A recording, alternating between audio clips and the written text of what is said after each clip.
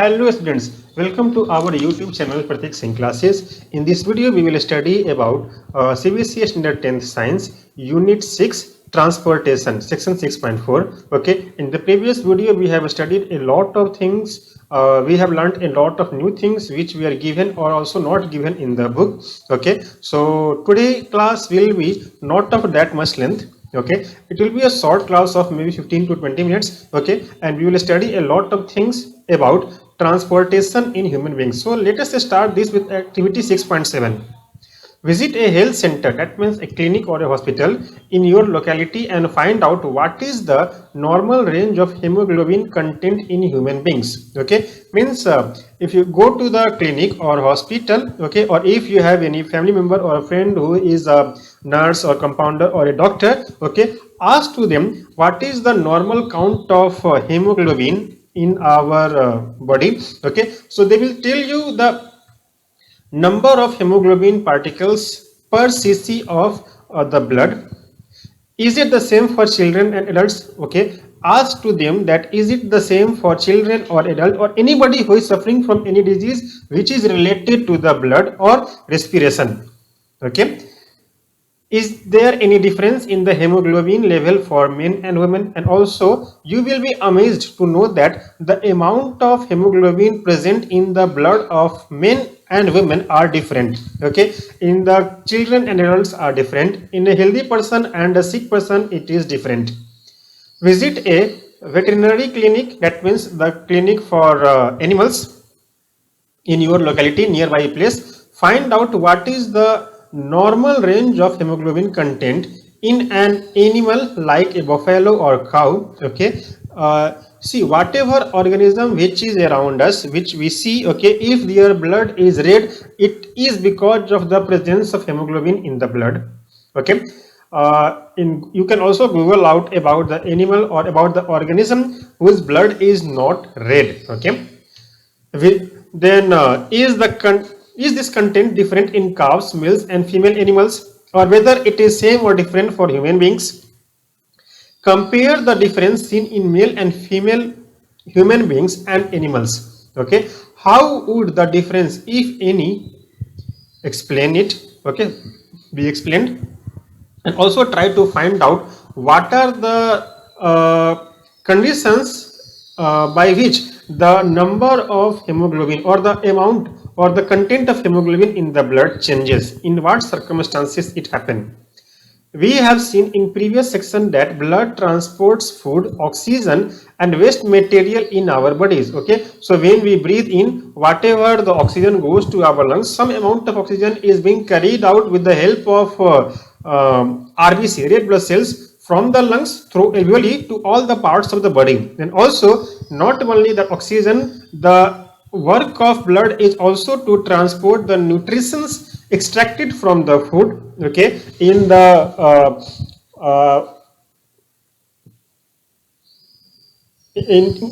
intestine. Okay, and not only that, whatever waste every cell makes, okay, in our body, it is also being transported from one place to the other place, okay, either for assimilation or for excretion. Blood contents of a fluid.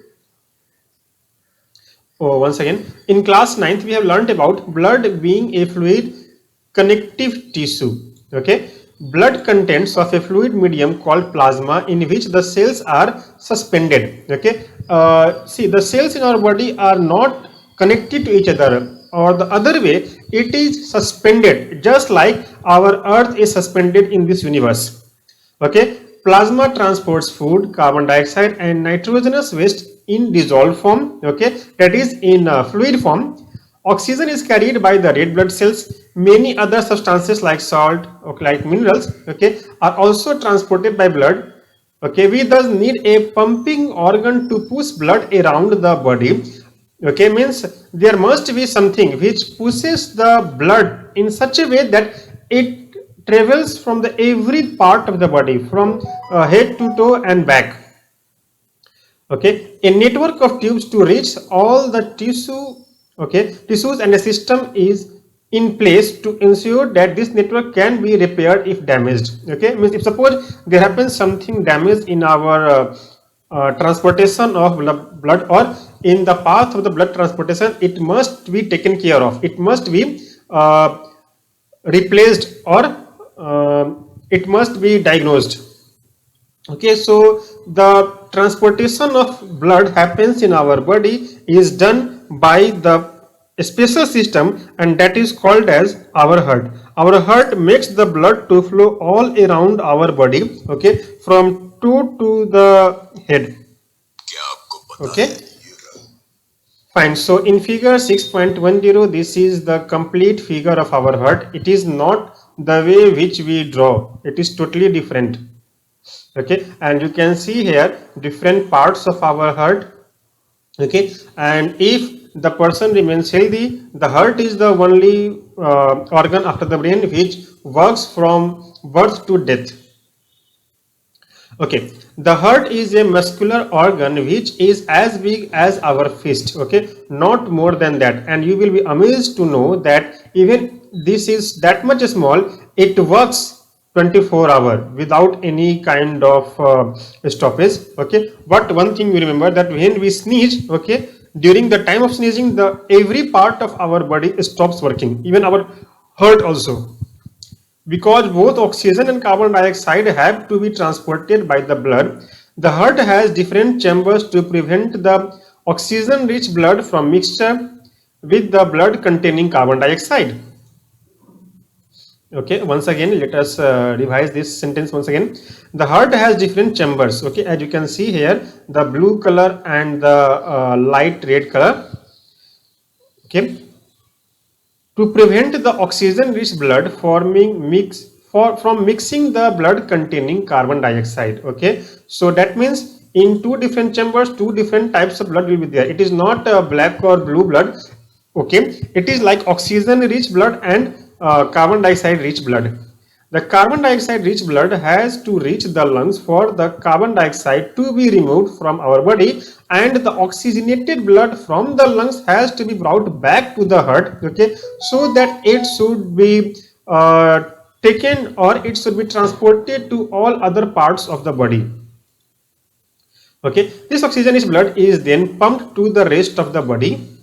We can follow this process step by step, okay, as given in figure 6.11. So as you can see here, okay, the central part, this is our heart, okay, and then you can see the lung capillaries and the capillaries in the body organs apart from the lungs. You can see here in the right hand side of your screen, okay, the veins or the blood connectors or the pipes are of red color, and in the left hand side it is of blue color.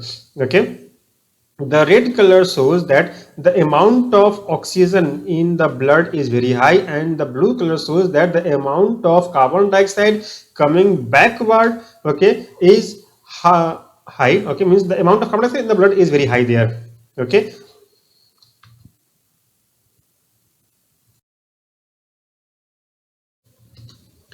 all right, coming to the next topic, that is oxygen enters the blood in the lungs. The separation of the right side and the left side of the heart is useful to keep oxygenated and deoxygenated blood from mixing. Okay, so here the right side of the heart and left side of the heart is made in such a way that it does not make the blood which contains high amount of oxygen and other which contains high amount of carbon dioxide to get dissolved with each other. No diffusion happens in heart, okay, in a healthy person. Such separation allows a highly efficient supply of oxygen to the body. This is useful in animals that have high energy needs, such as birds and mammals. Okay, mammals like us, we need very high amount of oxygen because we always need some energy supply. Okay, so any animal or birds or mammals which need high amount of energy, okay, in them the amount of oxygen needed is very high. Okay, or the transportation of blood happens in such a way in the body that the oxygenated and deoxygenated blood never comes in mixing or never diffuses with each other. This is useful in animals that have high energy need, such as birds and mammals. which constantly use energy to maintain their body temperature. Okay, in animals that do not use energy for this purpose, means which do not need energy regularly, okay, at every instant, the body temperature depends on temperature in the environment. That means their body will change according to the environment, according to their surroundings. Such animals like amphibians, means which can live in water and earth both, okay, or many reptiles, snakes, okay, have three chambered heart, okay, in which even if there happens the diffusion of oxygenated and deoxygenated blood up to some certain extent, okay, they can survive.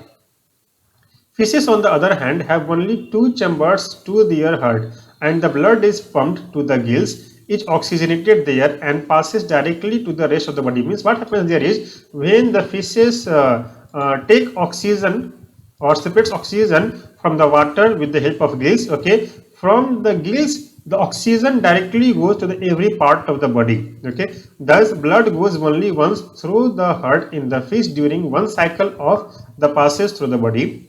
On the other hand, it goes through the heart twice during each cycle in other vertebrates like us, and that is known as double circulation. Okay, now let us see about blood pressure.